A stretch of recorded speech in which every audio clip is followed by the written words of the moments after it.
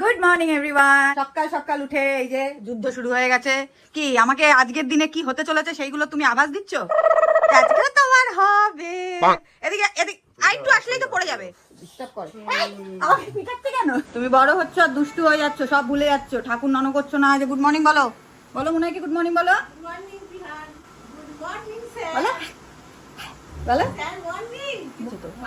ও বাবা, ফোনটা ঘুরিয়েছি হঠাৎ করে ফোনের দিকে তাকিয়ে। এখন খুব ফোনের দেখার মানে হয়েছে। কেউ আমাকে কমেন্ট করেছিল ওর জন্মের আগে যে আপকামিং ব্লগার জন্ম নেবে। কে ডায়লগ দিচ্ছে? ওরে বাবা, এখন মানে আর যার সঙ্গে যুদ্ধ করো, এই মানুষগুলোর সঙ্গে যুদ্ধ করা যাবে না। এই মানুষগুলোর জন্য খেয়ে বেঁচে আছি।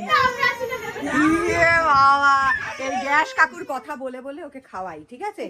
বলেছি যদি না খাস তাহলে কিন্তু ধরে নিয়ে যাবে, তাই জন্য আমার কান্না চলেছে। খেয়ে নিবি তো আজকের থেকে? আচ্ছা ঠিক আছে, আমি বলবো নিয়ে যেতে না।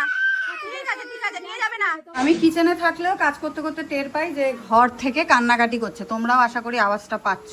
তো যাই হোক, আমি এদিকে আমার ব্রেকফাস্ট নিয়ে আসলাম, দই রুটি। দেখি ও আমায় খাওয়ায় আর আমি ওকে খাওয়াতে পারি কিনা। এক গেল না, বাহ। যাই হোক, ও তো খেলোই না। আমি ওকে স্নান করাতে পাঠিয়ে দিলাম, কারণ আমার কিছু কাজ আছে ঘরে, সেটাই আমি করব। এই যে স্নান কর, এখন নেনু আছে তাই দেখানো যাবে না। আমি যাই আমার কাজ করি, আমি কোনো আবার চুমো না, কিন্তু আজকে খাওনি একদম। কালকে রাত্রিবেলা ঝগড়া হয়েছিল, ঠিক আছে? এবার কালকে ঝগড়ার পরে মনে হচ্ছে আজকে কি ঝগড়া হয়েছে বলে আজকে মনে পড়ছে না বিয়েগুলো। কিছু না, আমি অ্যাকচুয়ালি ওখানে রাখা ছিল, কভারটা পরিষ্কার করছিলাম, মানে ওয়ার্ড্রপটা পরিষ্কার করছিলাম, হঠাৎ করে চোখে পড়লো, ভাবলাম একটু স্মৃতিচারণা আর কি, এই আর কি, আর কিছু না। স্মৃতিচারণা না? মনে পড়ে বিয়ের আগে কত অশান্তি, কত ঝামেলা, কত কিছু। হাফ কথা বলে লাভ কি, তাহলে পুরোটাই শেয়ার করি। অনেকেও তোমরা জানতে চেয়েছো যে আমাদের আগে কিরকম, কি বিয়ের আগে আমাদের কি সবকিছু মিটেছিল, মানে এই পর্যায়ে আমরা কিভাবে আসলাম। আমাদের লাভ লাইফের জার্নিটা কিন্তু অতটাও ইজি ছিল না। আমাদের 8 বছরের রিলেশনশিপ ছিল, আর প্রথম থেকে আমরা দুজনেই শিওর ছিলাম যে বিয়ে তো আমরা একদিন একদিন করবো, কিন্তু আমরা শিওর থাকলে কি হবে, সমস্যাটা ছিল অন্য জায়গায়, ফ্যামিলিকে রাজি করানো। শুরুতে ভেবেছিলাম যে সময়ের সাথে সাথে সব ঠিক হয়ে যাবে, কিন্তু ধীরে ধীরে বাস্তবটা আমাদের সামনে আসতে থাকে। মানে বাড়িতে যখনই আমি চেষ্টা করতাম আমার রিলেশনশিপের ব্যাপারে বলার জন্য, তখনই দেখতাম বাবা মা উল্টো দিক থেকে খালি এটাই বলতো যে তোর জন্য উপযুক্ত কাউকে আমরাই খুঁজে নেবো। মানে আমার রিলেশনশিপের ব্যাপারে জানার কোনো ইন্টারেস্টই ওদের ছিল না, নাকি শুনতে চাইতো না ইচ্ছা করে। আর এদিকে সমস্যা ছিল যে ওকে যখন আমি বলতাম এই কথাটা, বাড়ির প্রবলেমের কথাটা, ওর মনটা খারাপ হয়ে যেত। স্বাভাবিক, আমি বলতাম যে না, আমি অন্য কাউকে না, করলে তোমাকেই বিয়ে করবো, কারণ ও আমাকে মন প্রাণ দিয়ে ভালোবাসতো। ওদিকে কিন্তু আমারও একটা প্রবলেম ছিল, ঠিক আছে? কারণ আমি আমার বাবা মাকে বলতেই ভয় পেতাম। হ্যাঁ, আর ও যখনই আমাকে কিছু বলতাম, আমি বলতাম দাঁড়াও, আসলে বয়সটা অনেক কম ছিল তো, সেই জন্য বলতাম একটু লাইফে একটু দাঁড়িয়ে নি। আমিও প্রথম দিকে তো ওর ব্যাপারটা বোঝার ট্রাই করতাম যে ঠিক আছে চলো বলবে, কিন্তু এই করতে করতে মাস, তারপরে 1 বছর যায়, 2 বছর যায়, আমারও ভেতর ভেতর একটা অনিশ্চয়তা, আমি ক্ল্যারিটি পাচ্ছি না, ভাবছিলাম হয়তো আমাকে ঘোরাচ্ছে। তো এটা বুঝবে যারা তোমরা এই সিচুয়েশনটা ফেস করেছো, মানে কাউকে মন প্রাণ দিয়ে ভালোবাসো, কিন্তু চারিদিক থেকে যেদিকে তাকাচ্ছ খালি বাধা, তো তখন তো বুঝতেই পারবে যে কিরকম সিচুয়েশনটা হয়। তো এইসব কারণের জন্যই আমার মেন্টালি প্রচন্ড এফেক্ট পড়তে শুরু করে। আমি সারাক্ষণ মানে ভাবতাম, অন্য জায়গা থেকে যে বিয়ের প্রস্তাবগুলো আসছিল, মা বাবা ক্রমাগত প্রেসার করছিল যে খালি প্রস্তাব আসে। ও ঝগড়া করতো না, আমি বলবো, এদিকে ভয় তো প্রস্তাব আসছে বলে তখন আমাকে খালি প্রেসার দিত, তুমি বলো। কিছু করার ছিল না সেই সময় আমার। আমি মানে খালি ভাবতাম যে আদৌ কি আমার বাড়ির লোক রাজি হবে, আদৌ আমাদের বিয়েটা হবে নাকি, মানে আলটিমেটলি আমি আমার হয়তো ভালোবাসাও হারিয়ে ফেললাম, ওদিকে আমার বাবা মার বিশ্বাসটাও হারিয়ে ফেললাম। এসব চিন্তাই খালি ক্রমাগত ঘুরতো। সত্যি বলতে এটা যেন আমার জীবনে একটা কনফিউজিং ফেজ চলছিল। যাই হোক, ঠিক তখনই কিন্তু আমার বেস্ট ফ্রেন্ড আমাকে সাজেস্ট করলো যে আমি এত ওভার থিঙ্কিং করছিলাম, এইসব বন্ধ করে বললো যে চিন্তা ভাবনা না করে তুই দেখ না একটা জ্যোতিষীর সঙ্গে কথা বলে। আবার মানতো না এসব জ্যোতিষী। আমি ওসব মানতাম না, কিন্তু ও বললো যে দেখ না, এই যে প্রেজেন্ট যে তোর সিচুয়েশনটা আছে, তুই কথা বললে একটা ক্ল্যারিটি তো পাবি, মানে ইন ফিউচার আদৌ তোর এই রিলেশনটা নিয়ে কিছু হবে কিনা। তো ওইদিকে মনটাকেও মানাতে পারছিলাম না, আমার একটা ক্ল্যারিটিরও দরকার ছিল। তো কিছু না পেরে আমি এট লাস্ট অ্যাস্ট্রোডক অ্যাপে রবিনাথজির সঙ্গে কথা বললাম। আর ওনার সাথে কনভারসেশন চলাকালীন একটা অবাক করা ঘটনা ঘটেছিল। আমার থেকে উনি খালি আমার জন্ম তারিখ আর সময়টা জানতে চাইছিলেন, তারপরে নিজের মতন কিছু যাচাই করার সাথে সাথেই আমাকে জিজ্ঞাসা করলেন যে তোমার লাভ লাইফে কি কিছু সমস্যা চলছে। আমি তো লিটারালি অবাক হয়ে গেছিলাম। আরো বলেছিলেন যে আমি দেখতে পাচ্ছি যে তোমাদের বিয়ের চান্স তো 100% রয়েছে, বাট তার সাথে কিছু সমস্যাও অ্যারাইজ হবে। ওনার কথা শুনে এমনিতেই তো আমি অবাক হয়েছিলাম, আর তারপরেও এমন একটা সঠিক কথা বলে যার পরে তো আমি পুরো আরো শক হয়ে গেছিলাম। উনি আমায় বলছে যে মেন যে প্রবলেমটা ওটা কি তোমার পারিবারিক দিক থেকেই আসছে।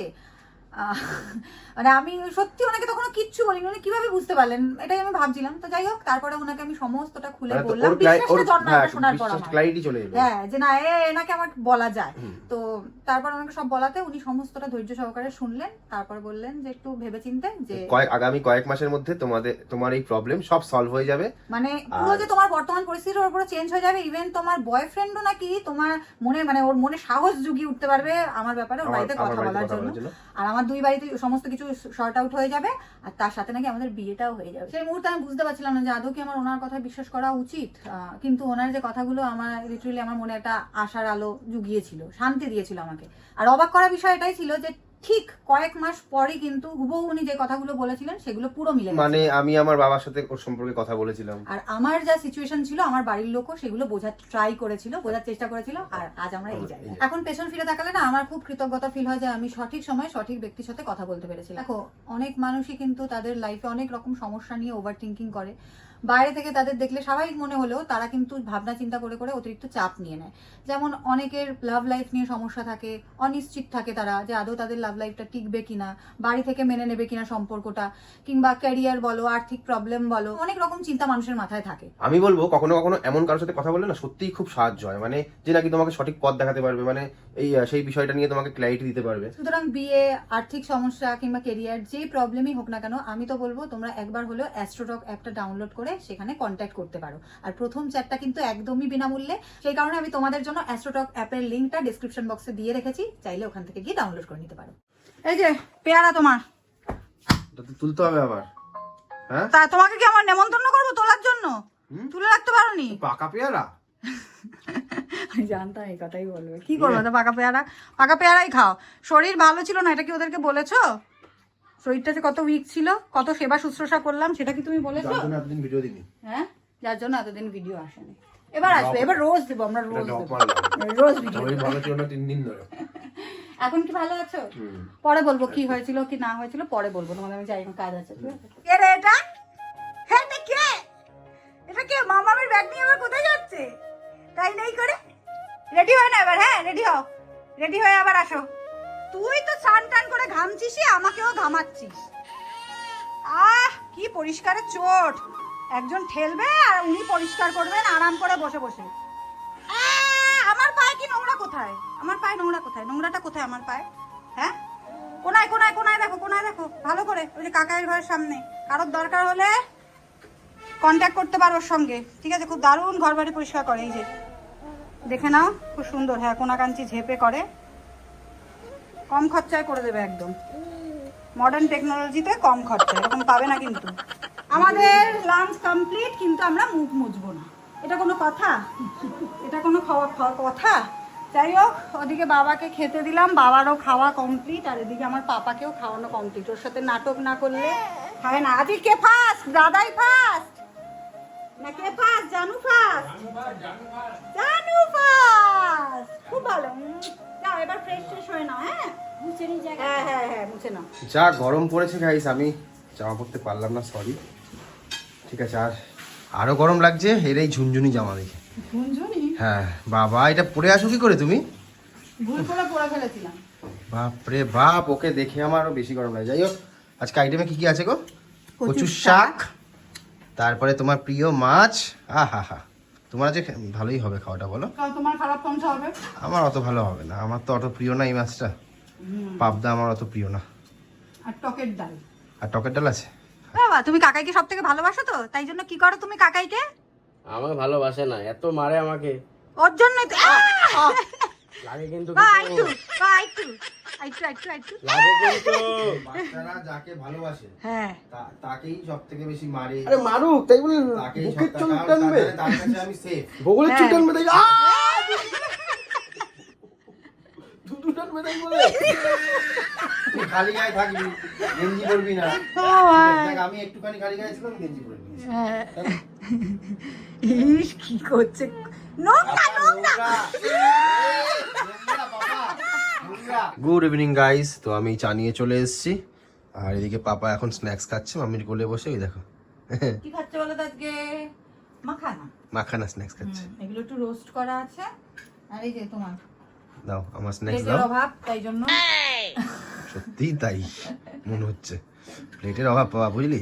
ছোট প্লেটের তাও যে সামনে, তাই আমি টেবিল। তাও যে তুই যে প্লেট পেয়েছিস ভাগ্য ভালো। ওর জন্য সব আছে, সব আছে না ওর জন্য সব আছে, পাপা তোমার জন্য সব আছে। তোমার জন্য, তোমার জন্য। খাও তুমি খাও। তখন নিজেই খেতে পারে। হ্যাঁ পাপা দেবো না, আজকে আমরা ঘুরে ঘুরে যাবো কিন্তু। কোথায়? হ্যাঁ যেখানে বলো বাবা, আমরা ঘুরে ঘুরে যাবো না। কোথায় কোথায় যাবে পাপা আজকে? চাবু করো, চাবু করো। তাতে রেডি হও তাহলে, হুম, খেয়ে দিয়ে রেডি হও, কোথাও যাবো জানি না, বাট যাবো। খেয়ে দিয়ে রেডি হও তাড়াতাড়ি, টুনাইয়ের বাড়ি যাবো। চলো। তো এদিকে আমি আর আমার পাপা রেডি, আর পাপা কি রেডি? রেডি। এখন আমরা বেরাবো, ঘুনু ঘুনু যাবো বাইকে করে। ব্রুম, ব্রুম, ব্রুম, ব্রুম। হ্যাঁ এই যে আমরা, চলো বেরিয়ে পড়ি। না নামতে হবে, নামো। আমরা এই যে এই দোকান থেকে রোল নেব।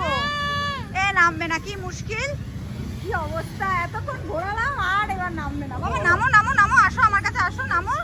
এ কি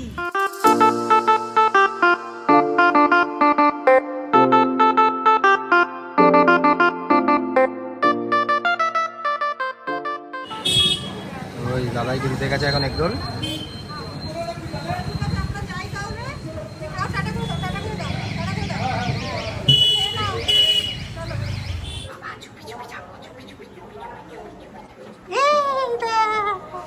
চলে এসছি চুপি চুপি করে। আবার গলায় পাপার হেডফোনটাকে দিয়েছে। বলো কত দুষ্টুমি করেছি, বলো দাদার সঙ্গে দেখা করে আসলাম, দাদাইকে দিয়ে আসলাম। চলো এখন খাওয়া দাওয়া হবে। কি খবর বলো? বলতে জমজমাট। বাবা মুড়িটা একদম ঝাপ করে নিল। আদৌ কি খাচ্ছিস? আচ্ছা ঠিক আছে, এই যে আমরা হচ্ছে রোল আর পাপার মুড়ি, আসলেই টুনাইয়ের বাড়িতে জাতীয় খাবার। হ্যাঁ খাও খাও খাও খাও খাও। দেখেছো কত ভালো, সবাইকে সেদে খায়, দেখেছো? হ্যাঁ হ্যাঁ সবার আছে, খালি প্লেট। ওকে বিস্কুট দাও, বিস্কুট দাও। আমাদের ঘোরা হয়ে গেল, আমাদেরও খাওয়া হয়ে গেছে। এখন কালুর বিস্কুট তুই নিয়ে, কালুকে বিস্কুট দিয়ে একটাও দেবে বলে ও নিয়েছে 3টে বিস্কুট। ও হ্যাঁ এই যে কলাগুলো রেখে দাও তো। এগুলো কি বাবা সোনার কলা? মানে বাবা সোনা খাবে? আচ্ছা যাই হোক, বাবা সোনা দিয়ে দাও, বাবা সোনা। কালুকে দে, কালু কতক্ষণ দাঁড়িয়ে আছে। কালু চুপ, কালুকে দাও। দিয়ে দাও কিন্তু দিয়ে দাও। হ্যাঁ ও হাত থেকে এসে যেন খাবে।